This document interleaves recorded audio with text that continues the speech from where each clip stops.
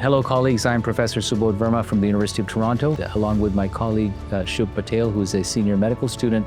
We're truly delighted to welcome you to another series of Legends of the Heart.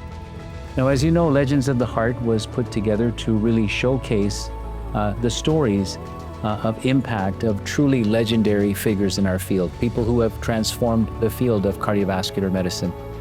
We've had some wonderful interviews in the past, and today we are truly humbled and honored to present to you the story of Dr. Tirone David. It is actually unbelievable that he's sitting here today at St. Michael's Hospital. I'm humbled and privileged to be able to introduce him.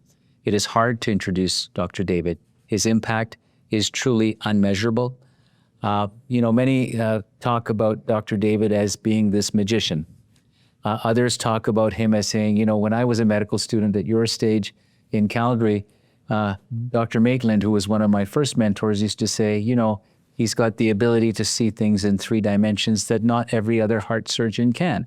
And this was my first exposure to him as I was standing outside the operating room in Calgary when he was visiting to do a valve sparing operation and help Dr. Maitland with that operation. And I looked outside from the operating room wondering if I could actually go into the OR, and there was just too many people, as it always is in your operating room. Now, his impact has affected not only every heart surgeon in the world, but through their hands, millions of patients. And I think that's a real tribute to his unbelievable impact in terms of surgical gravitas. Now, in addition to that, one thing that we have learned from him is that you need to consistently measure your outcomes. You don't value what you don't measure. And something that Tirone has taught us all, whether we were junior, senior, or intermediate, that you have to be able to look at your own data and actually learn from it and continually improve. So I think it would be not a stretch to say that modern contemporary cardiac surgery rests on the shoulders of many giants, but he certainly is a very important giant in that regard. I think he's one of the best heart surgeons in the world, quite honestly. Now, his accolades are not just the David operation or how you repair the mitral valve or how do you fix post-MI complications, but he's been recognized by the Order of Ontario, the Order of Canada. He's actually recently been inducted into the Canadian Walk of Fame, which is quite unusual for a physician to actually be inducted in the Canadian Walk of Fame. He holds the Melanie Munk Chair in Cardiovascular Medicine, and he's also the past president of the American Association of Thoracic Surgery. So, you travel throughout the world and they say, well, Tirone is a living legend. And for us, he truly is a living legend, but for us in Toronto, we actually think he's one of our very own. So, Tirone, welcome. And thank you. We want to hear the Tirone David secret sauce. I don't know how to start. Like it is innate, which is disappointing to a young learner. I see what everybody else sees. I have a cup of ice, but I don't think what everybody else does.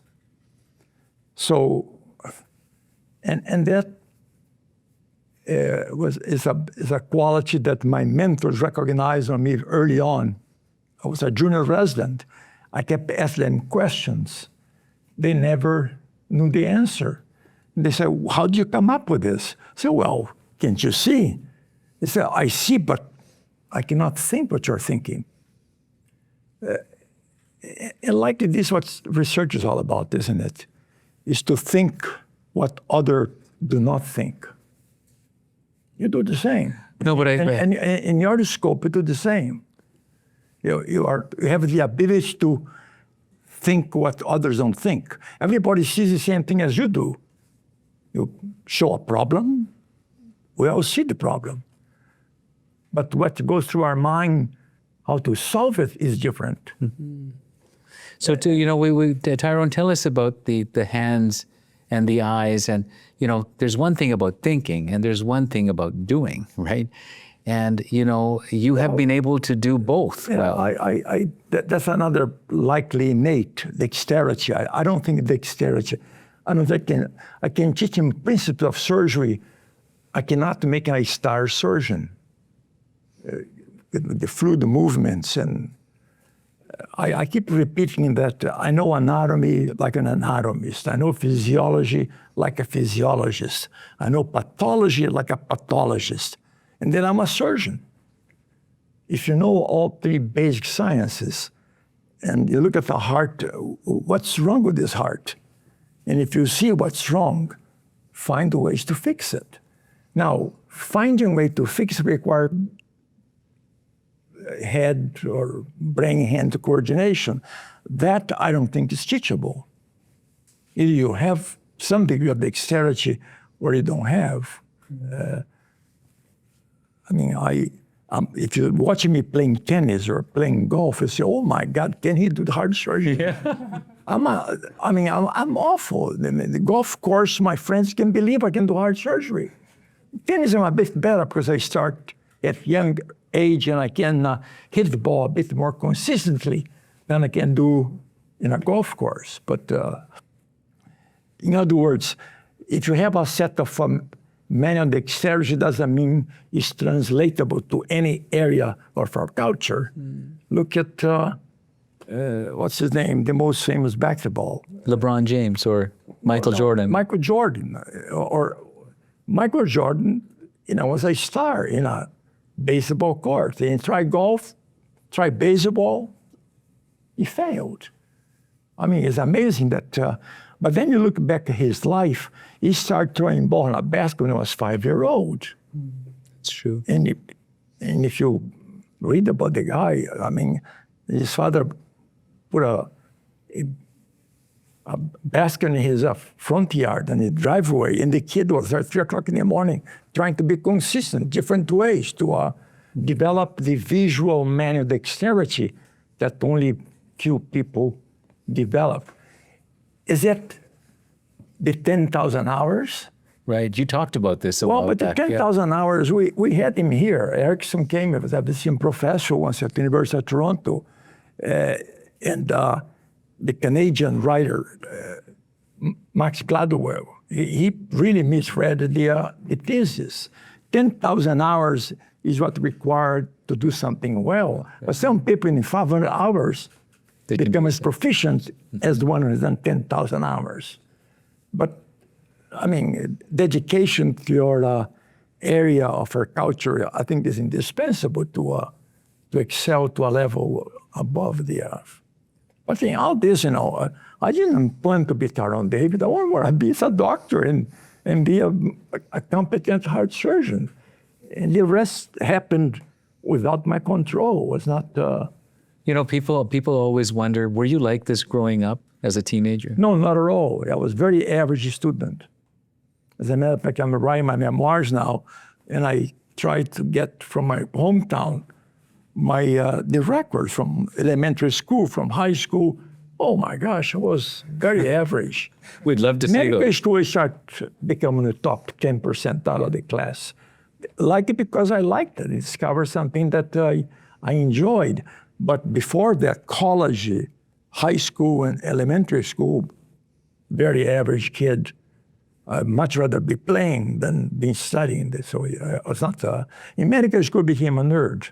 I quit all my personal life and submerged myself into the areas that I was learning. One thing, Tirone, that's always struck me about you is, the unwavering sort of dedication to excellence, right? And, But I think whatever you do, it doesn't matter if the guy making the movie or, a housekeeper, the floor cleaner. And if you work with me, you know that I have encountered all these people along my life, and I express this much. That cleaning the floor in the operating room, I finish an operation at middle of the night, and I step in a soapy area of the corridor and I apologize to the orderly cleaning, and he said, "Doctor, you're Dr. Dave, you don't have to apologize." I said, "Of course I do," I said. "I made a mistake, they screw up your job. And keep this floor sterile clean as important as what I do inside the operating room. He looked at me, and he was speechless. I said, do you really feel this way? Of course I do. If the floor is dirty, doesn't matter how good I am. The patient gonna get an infection and died. Sure. But it is true. So there is no unimportant task in whatever you do. And I imagine in engineering or any parts of our culture, if you take that sense of responsibility, we do well. And honestly, that's what's so inspiring about you, Dr. David. Regardless of your accomplishments, your humility really showcases through what you just shared with us. But that's because I know I don't know everything. That's fair. There's just a few things you maybe, You guys should read an editorial that the editor liked so much, was so overwhelmed by the words, only 3,000 words. He asked me to summarize 15,000 operations in 3,000 words. So I tried to compact and say what I learned with 15,000 operations in 3,000 words. And he said, every sentence is like a textbook, he said. Where do you come up with all this? Well, I started by saying, I see what everybody else see, but I don't think what everybody else think. So it starts from there, is asking the right questions. And then I was able to, to create a few things. But my gosh, if you take a look in any area of our society, there's plenty of room for improvement. Medicine more than anything else, because it's biology. The biology kept changing. So medicine, we're all worried about what AI is going to bring in the future. Not worried, but is it going to be dangerous too? Because if you stop thinking and use only AI to resolve these problems, right, it's going to be yesterday's technology. Yeah. AI won't be only as good as the new innovations are fed in to a computer that has a more ability to eliminate all the secondary thoughts and have one only. Yeah. And you think about how many thoughts come and go through your mind. It's amazing. It is, and I worry about that too. I have the ability to, when I'm focused, to stop any other thought, but think on what I'm doing only. Mm-hmm. And that perhaps produce a new level of... On the topic of AI, actually, as you may know, the field of cardiac surgery, it's rapidly evolving with transcatheter therapies, AI, yes, robotics, hybrid. What are your thoughts on the future? But what is AI? AI is a collection of knowledge up to today, up to now. Right. If we stop feeding a computer program that can think independently, so don't enter new data, that's how the world's gonna be. It's stagnant as of whatever day today, 21st, 22nd of June of 2026. AI is gonna be only useful if the intellectuals continue being intellectuals and pump more information. Mm-hmm. So the number of digitalization of the ideas can be expressed in something useful. I worry about this. Oh, I worry about it. I worry because if students. Doctors now are going to carry only a smartphone, they're going to be telling them diagnosis. Well, I worry that you guys don't touch patients anymore. Or they don't integrate the information. Giving them. I think the tactile sense of feeling the temperature, the toe. When I work in intensive care, the first part I grab is the patient's toe. If the toe is warm, I don't care about the creatinine, about how much adrenaline is on. It's going to get better. If the toe is clammy and cold, I'm going to the chart. I'm going to know a bit more about my patient because... No, I'm actually really glad you said that because I did my third year medical school rotation in cardiac surgery at Toronto General Hospital. Dr. Cusimano was my preceptor. Did you scrub with Dr. David? Yeah, I'm getting there. So he was all about, patient first and using physical exams, like a very old school surgeon. Yeah. I know you've worked closely with him in the past. And so I picked up a lot of those skills and I was very appreciative of that. And I also had a very fortunate opportunity to watch you observe one of those days. And people often talk about your technical skills, abilities, and you touched on some of that, Dr. Verma. And just having witnessed some of that, it truly was special. But you see, there's no doubt about it.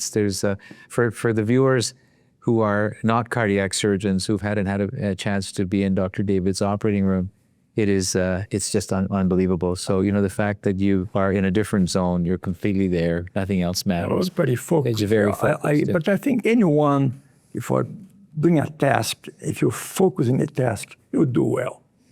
So, well, I think, Tirone, one thing we ask our guests is missed steps, and, looking back, are there things you would have done differently? No, I have no regrets. The only thing is what I learned in this essay about summarize our 15,000 cases. I start with the second sentence. The first one was that I've been able to see things that others don't see. Right. I'm sorry, see what they see, but don't think of differently.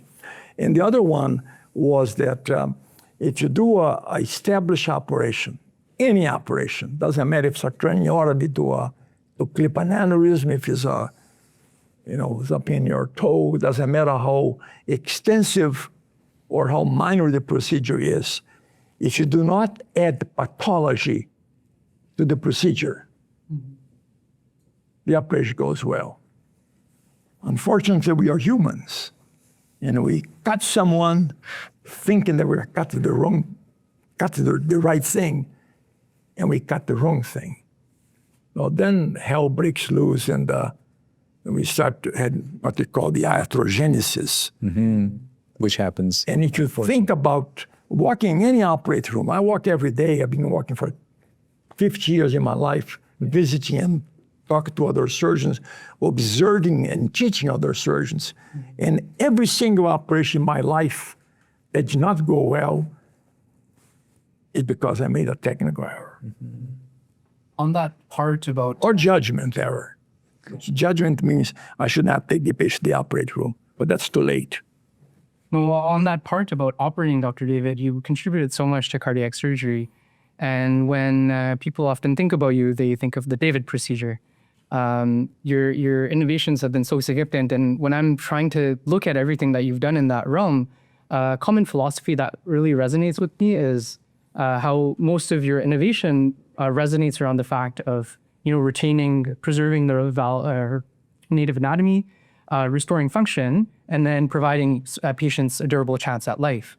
Do you have a meaningful procedure or innovation that that stuck with you or that resonates with you? Well, it's a long list, and I not only came up with some entirely new ones, but also modified. Yeah. It's like learning. You cannot start from ground zero. You have to know something to be able to communicate and talk and think on a subject. And then when you know something, you realize that you don't know enough. So I had to learn more. And that's where the initial expression comes. I see what all of us see. But differently. But I don't think what everyone thinks. So in 1978, when I started practicing in Toronto, nobody had done a bento procedure, believe it or not. It's only 1978. Wow. So you say, well, 48 years ago. Well, the reality is Toronto is the three major hospitals in those days, TGH, St. Michael's, and Sunnybrook. No, Sunnybrook sorry. didn't exist yet. 3GH, St. Michael's, kids. Yeah. And not a single surgeon had done a bento. So I said, I'm going to start doing bentos. Read like hell, all about bentos. And I did the bento described a few years before. It failed from false aneurysms, and we published. That's the wrong way to do. So we modified the way Kuchuk's modified. And coincidentally, at the same time I presented, Kuchuk's present as well, indicating that innovation and original thinking is never original. Somebody else thought as well. So that's why it's important once you discover something to print it, to publish it. Yeah. Or tell somebody else and let them test your hypothesis. So when it was, I think it was early in my practice, 78 or so, there was a famous pathologist in Toronto called Malcolm Silver, he's an Australian. He has a textbook of cardiovascular pathology. I sent him the aortic valve and the aortic root of a young Marfan's patient. He called me on the phone and he said, you sent him a normal aortic valve. Why did you remove a normal aortic valve? In those days, even general surgeon, if a patient come in the emergency room with abdominal pain, this general surgeon opened on the right lower quadrant, remove the appendix. Yeah. If the appendix was infected, you're a good doctor, made good diagnosis. If the appendix had no sign of infection, you made the wrong diagnosis, bad judgment. They had what used to be called tissue and pathology committee. See how often you took organs The wrong ones. that not pathological. Yeah, right.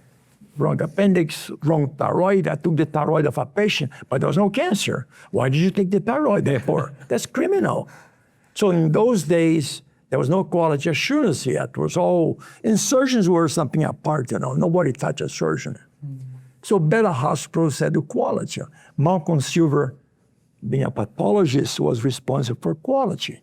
He said, you sent me a 20-year-old Normal valve. normal valve. He said, can't you do better than that? And it was serious, deadly serious to me. I said, well, it was an aneurysm. He said, I know, but the valve was normal. There's no AI, no regurgitation, no stenosis, and yet you replace it. So if you have an ingrown toenail, should I cut the leg off or treat the ingrown toenail?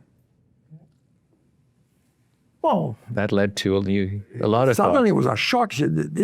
I was 32, he was 65. I said, my God, like my father hammered me to it. So next to one that I was in the operating room, I opened the valve, and the valve was normal. So I saw what everybody else had seen, Yeah. but I thought differently. So let's take everything that's abnormal, leave the normal in. And try to That's figure how it out. Sperry was born. Wow. So it's not very difficult.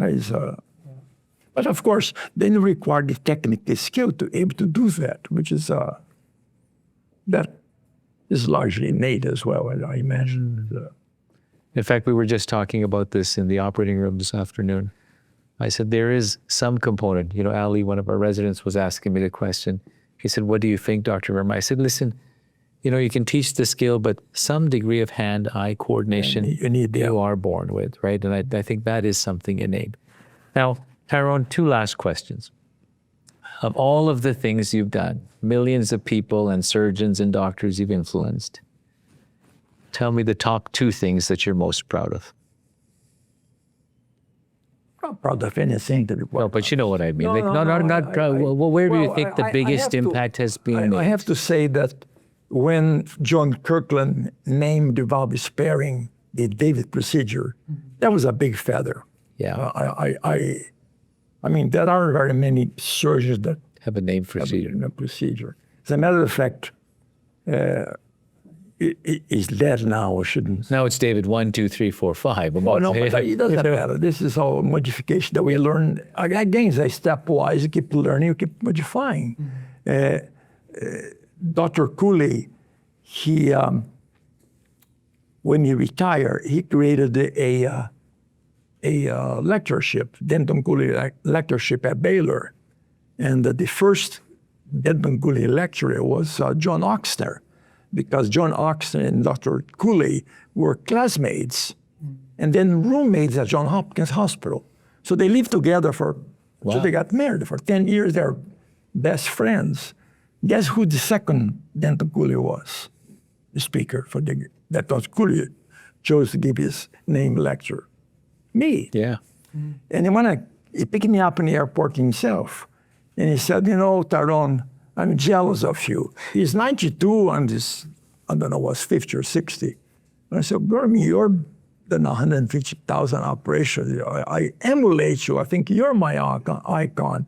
He said, but I don't have an operation room after me. I have some forceps and drivers and he said this jokingly, but I think he meant it, yeah. He meant. So, I mean, no one will ever do as many operations as Dr. Cooley. And yet, he brought this tissue up. So, although I drew underplay, this is a big feather. Yeah. Because it passed the posterior, it's going to always be used as a reference. But there is no greater satisfaction than, number one, to save a life. Somebody comes in dying, and I have a countless number of people that I brought to the operating room practically dead. Yeah. And then you see them 2 months later, normal as a person can be. There's no better feeling. Great satisfaction. This is a priceless.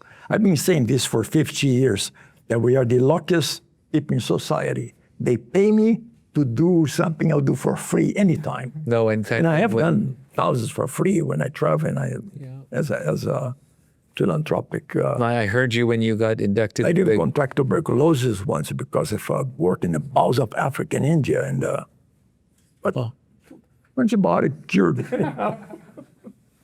Small price to pay, I think, for 4 months antibiotic, but it's okay. So I guess my last question is, what is the world going to look like in cardiac surgery when you stop operating? I'm going to stop soon. I'm going to stop this month or next month. I'm going to stop. So my colleague is going to have to, you and everybody else is going to have to try to bring the bar to a higher level. I agree with but the level that you're asking us to bring the bar to is. But that's inspiring, isn't it? Yeah. You have a reason for him to work and work harder. And I think. But it is. You're leaving a huge void, right? There's no doubt about that. I'm always worried about this, but she'll get over. No, she texted me this morning too. We talk all the time. We have such respect, lady. Such a respect for you mentored her as well. But I guess it brings up the question around what are you planning to do when you stop operating? You're going to be still doing all the research and writing and. Of course, yeah. I'll be helping them when they're having trouble. Last week, she had a young person that ruptured a sinus and was in heart failure and normal aortic valve. She said, how do you fix this? Do I close the hole and go home? Or I said, no, you rebuild the sinus. She said, would you mind doing and show me how you rebuild a sinus? So I took a piece of fabric and I cut the fabric and I started suturing. She said, you're not measuring anything. I said, measure what? She said, the size. I said, no, we do it later under the echo control. And to show the echo didn't look nice, she started plicating 3 or 4 places. We couldn't distinguish which one was made of fabric, which one on native tissue. So then I asked her, did you learn something? She said, no, it was a waste of my time. It was good. Because, you cannot measure everything in medicine. I mean, it requires some knowledge of anatomy and artistry. Artistry, yeah. As well. So, human body is not mathematical. It's biological. You might luckily follow some rules that we can pass it on to you, but to understand and be able to modify, you have to dive much deeper and acquire much more knowledge. Well, listen, we've had a wonderful conversation with you, Tirone. I think we could keep on chatting with you about so many different things. You've been an inspiration to me. You've been an inspiration to. You've been an inspiration to everyone. You came up with more things that. No, you've just been phenomenal in terms of your impact, not just on careers like myself and hopefully the next generation, but through our hands, your legacy lives on, right? It just is throughout the world. The only issue is that our hands can't do what your hands can. And I think that is something that, it doesn't have to be the same as long as the end point is equivalent or as good as. I'm disappointed that the David operation is not as reproducible It's not. as I thought it was. If you look at publications, it's disappointing, the proportional. Well, your outcomes are different then. I know. And yet, now we publish 10, 20, now we're going to publish 30 to 40 years. And there's no failures. It's amazing, they don't fail. They don't fail in your hands. Yeah. Yeah. No, but I think this is also really important, right? It's an important message to say that if people are going to embark on it, they should embark on it after they're well trained, right? As opposed to... I don't know if you train or understand how the structure works. In other words, to know the fundamental sciences, anatomy, physiology, and how pathology alter both. And try to, not only in concept, but in practical terms, how can I restore that anatomy that's going to function normally again? I remember one of your keynotes, you said form before function. Absolutely. That stuck with me. Yes, yeah. Hey, but I do think, the concentration of talent with aortic surgeons, the reproducibility of the David operation is getting better. Oh, it's getting There's better. no doubt about it. Like when I think about it 20 years ago to where it is now. The same for the Ross procedure. Right. For all the aortic Exactly. They're the getting aortic better. dissection is getting better. True, yeah. I mean, Marau and Jennifer, they do most dissection at TGH. They have done 300. They lost only 5 patients so far. That's incredible. That's the mortality is like elective Average, yeah. operation. What's the registry? 17% and no reduction over the past 30 years. And here's 2 women totally dedicated to the cause. And they and those 5 they lost. When I reviewed the cases for them and criticized, I said, you shouldn't have done. I mean, 89-year-old in coma, God is calling you. Eventually you have to back off and accept destiny, accept the fate of the disease. And but except for those few, they've done very, very well because they have a system. They stay at bedside as long as necessary. Afterwards, if they get any more perfusion, they go after and fix more perfusion. As a consequence, they have reduced mortality dramatically. Now, I was going to say this was the last question, but I need you to tell me what being the president of the AATS meant. To us, it was huge. Yeah, it is for everyone. It's not anymore. Doesn't all these things become like a title? It's not. At the moment, it was very important because the association represented the excellent pinnacle of excellence. Pinnacle, right? Yeah. And if you take a look at the people that precede me, they're all the who's who of heart surgery and thoracic surgery. So, yeah, it was a big honor. It was Well, I guess, friends, we've had a wonderful chat with you, Dr. David. Thank you. It has been a singular honor to be your mentee and to actually be your partner over here at the university for years. You're a good man. Thanks so much.